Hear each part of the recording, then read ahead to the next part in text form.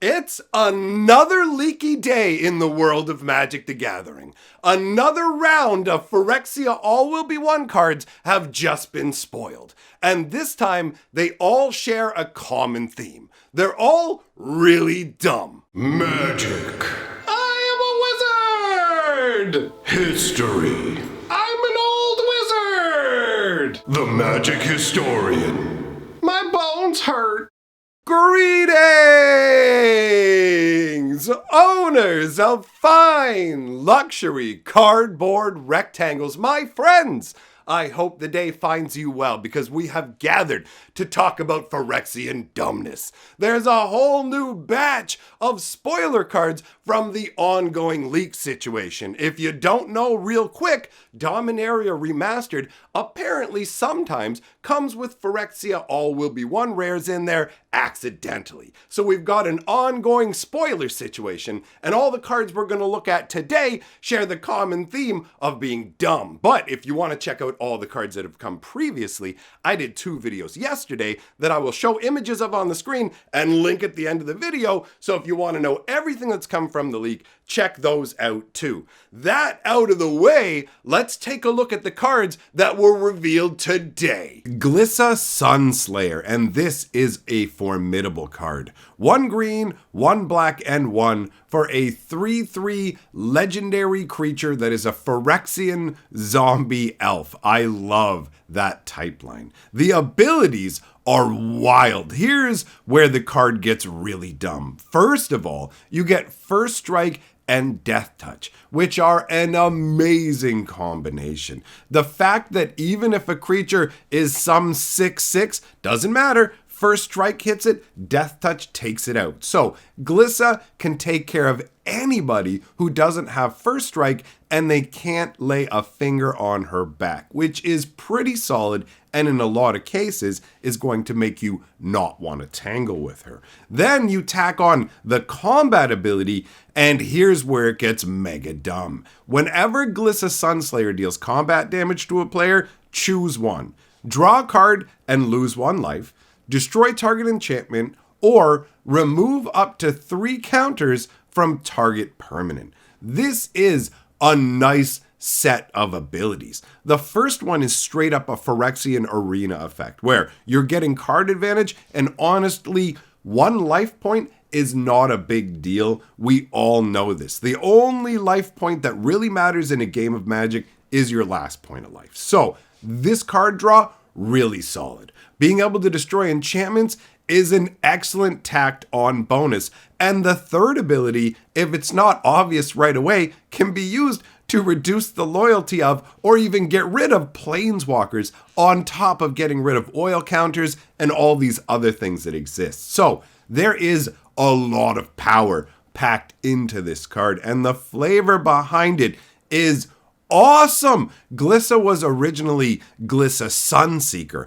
and she sought to bring back the 5th sun to Mirrodin. And so at one point, she was a heroic figure, and she has been subverted by Phyrexia and turned into this nightmare. I absolutely love it. And I mean, for a rare especially, this is a dumb level of power. I feel like this could have been mythic. Now, let's talk about our next spoiler, which is Ezuri, Stalker of Spheres. So, when he enters the battlefield, you can pay 3 mana. If you do, proliferate twice. Whenever you proliferate, draw a card. So, if you want, when he comes out, you can not only proliferate twice where you're putting a counter on everything, but you're also drawing a card for each of those iterations of proliferate. So you're getting to draw 2 cards on top of it. Now, admittedly, it is a steep casting cost to do that. 7 mana is a fair bit, but ultimately it is a dumb card. And regardless of whether you pay the trigger effect when he comes into play, you still have that proliferate draw card bonus. And we've seen crazy cards from yesterday's spoilers. We had that 3 mana 4/4 Trampler with Proliferate. So it's like, oh yeah, it happens to be in the same colors. Swing with that, hit, proliferate, draw a card off of Ezuri, and if you get them later on, then boom, instead you're getting multiple proliferations. It's wild. The flavor text says, my old friends, have you decided at last to stop clinging to the past and join me in the grand pursuit of perfection? This is another tragic situation. Another hero laid low. And Azuri is spreading the corruption of Phyrexia far and wide. Glissa is one thing with her first strike, like I will infect you with crazy Phyrexian poison and destroy you immediately, where Azuri seems to be just spreading it everywhere. Completion. The fact that he's blue is an interesting choice for me because green and blue are enemy colors and elves don't tend to be blue. So that adds another level of flavor to this card for me. After that, we have a dumb planeswalker in the form of Kea, Intangible Slayer. Almost intangible image. Some of these spoiler images are very rough. And speaking of rough, this casting cost is dumb. 7 mana and super restrictive. 2 black and 2 white. +3. Okay, that's a steep entry cost.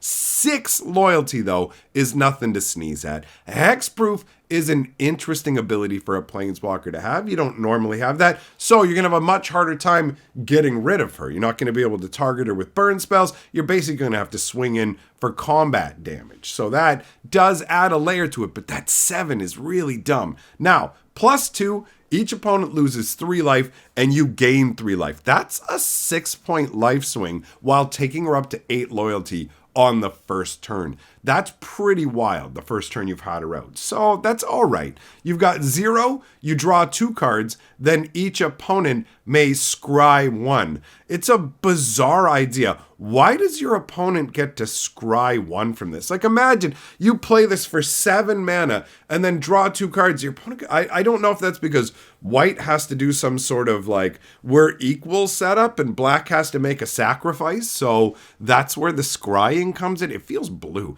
It's a weird and it feels kind of dumb. I mean, drawing 2 cards, I guess you're replacing her, so that's all right. But anyways, the real dumbness for this one comes from -3. Exile target creature or enchantment. If it wasn't an aura, create a token that's a copy of it, except it's a 1/1 spirit creature with flying in addition to other types. This is a very funky concept where she's wandering around basically slaughtering people and then forcing their ghosts into servitude for her, which kind of feels like it goes against how she normally was, right? She's very much like, I lay the ghosts of the dead to rest, not like, yo, I make them serve me. It's pretty dark. I don't know if this represents like a change in her character where now she's like, I'm going to do what needs to be done, or if I'm just reading too much into the flavor. But the ability to just get rid of your best, like your opponent's best creature or enchantment and go, by the way, it's on my side now, is pretty crazy. Sure, it's just going to be a 1/1, but if it has good creature abilities, that's going to be sweet. They've lost their creature. Or if it's an enchantment, they've lost the enchantment, and now you have a creature with that enchantment's ability. Either way, that is a cool ultimate. I like the fact that you can use it right away, and you can actually fire it off twice right in succession, 2 turns in a row, if you really need to. So ultimately, I feel like the casting cost on this is too big and dumb to make the card work, but it does also offer big flashy effects for that. So time will tell on this one, probably going to just be a sideline player. Next up, we've got Melkator, Purity Overseer. I don't think this is a character that showed up anywhere in the lore. I think this is some kind of new creation for this set. So 1 blue, 1 white, and 1 for a 1/1 legendary Phyrexian Elephant Wizard. I love these creature types. When he enters the battlefield, create a 3/3 colorless Phyrexian Golem artifact creature. At the beginning of your end step, if 3 or more artifacts enter the battlefield under your control this turn, create a 3/3 colorless Golem. This just feels silly. Like, it just feels like it's too easy to hit the 3 artifacts. You don't have to cast them. They just have to have entered the battlefield. So any kind of tokens, the Phyrexian Might tokens, anything of that nature, and you're using artifact lands, maybe, obviously not in standard, right? But if you're using it in things like those new artifact lands from Modern Horizons, those count as well. It's not going to be very hard to hit 3 artifacts, right? Even the turn you put him out, he's going to give you one of those 3 artifacts. So if you can put out 2 more artifacts the turn he comes out, then boom, you're generating 2 golems off his back the first turn for 3 mana. So for 3 mana, you got yourself 2 extra tokens and the 1/1 body. This feels pretty dumb, right? The 1/1, maybe it takes too much maneuvering, but I've seen all these white cards that generate the little mites and stuff, and it feels like this has real potential. These may get drowned out by the mythics. Part of this leak is we're only seeing the rares in a vacuum, so we're changing spoiler season from what it is a bit, but ultimately as well, the rares are where the juice is. So let's move on to some more juice, friends. We got Mirren's Safe House. This card is dumb on multiple levels. 3 mana artifact. As long as Mirren's Safe House is on the battlefield, it has all activated abilities of all land cards in all graveyards. So that is a very dumb feeling ability in terms of, wow, the scope of it. It makes your mind reel as to the silliness that you could pull. My brain just went, man, you could feed a whole bunch of lands into your own graveyard to set up some kind of crazy combo land that you can untap. And like, this thing screams, use me to generate infinite mana or other things pretty much immediately. You can mill a whole bunch of your own deck into your graveyard. You can get the abilities from your opponent's lands. So it's like a mana rock. You got to realize that. You put that out, as long as there's a land in any graveyard, it's basically already a base mana rock. And we get a lot of different mana rocks at 3, but it adds on other activated abilities as well, not just mana abilities. So that is crazy. The flavor behind it is where it also gets dumb. Okay, so this is a Mirren Safe House, right? And the flavor text says, Melira helped me design it. Those who are infected by the oil cannot cross the threshold. We should be safe inside. And that's a quote from Koth. And I'm like, okay. So this is to help explain how the Mirrens survive like against Phyrexia up until this point, because it's been a long time since basically the whole plane was taken over and this resistance has been hiding out. So this must be how they did it. And you go, okay, great. So it's designed in a way where nobody who has any Phyrexian oil in them at all can come inside. Okay, so like, what if they just find it though? Well, it's like, you can't come in because of the oil. And it's like, have you heard of like the 3 little pigs when they tell the wolf he can't come in? I'm looking at like, it's like a pile of dirt out in the open with a lit up door. And it's like, they'll just walk up and destroy it. We can't come inside, but there's nothing to stop us from demolishing the whole thing. So that part to me feels like really silly overall. It's a cool card, but the flavor concept, my brain goes, well, if Phyrexians find this place and can't come in, they'll just level it. So how much of a safe house is that? I guess in one way, you can make sure that everybody inside there isn't a Phyrexian operative, or I guess they don't have any oil in them at least, but ultimately funky from a gameplay perspective, dumb from a flavor perspective. After that, we've got Skrelv Defector Might. I love this so much. I adore this card. 1 white for a 1/1 legendary artifact creature Phyrexian Might. He's got Toxic 1, so gives them little poison counters. Can't block, just like the mites we've ever seen, but he's a legendary might.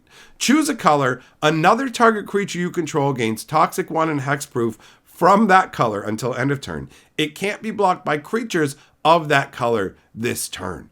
So this feels like some crazy little might that has just turned against Phyrexia, right? It's called the Defector Might. The artwork shows it like leaping up like a little dog and biting down on, who is this? Like Vorinclex's claw or maybe Jin-Gitaxias, something like that. Just like, get some, just biting down. Whoever it is, this is amazing. I love the idea of this just one little hardcore might. Get some, who can literally protect other creatures and infuse them with poison ability. I don't know if this little guy actually shows up in the lore, but I instantly fell in love with this card and its concept, and the power level of it is for real, dude. This is a dumb little ability to slap on. Here where you go, okay, check it out. Can't be blocked by this color, can't be targeted by this color, and adds in some poison. I like this. This is neat.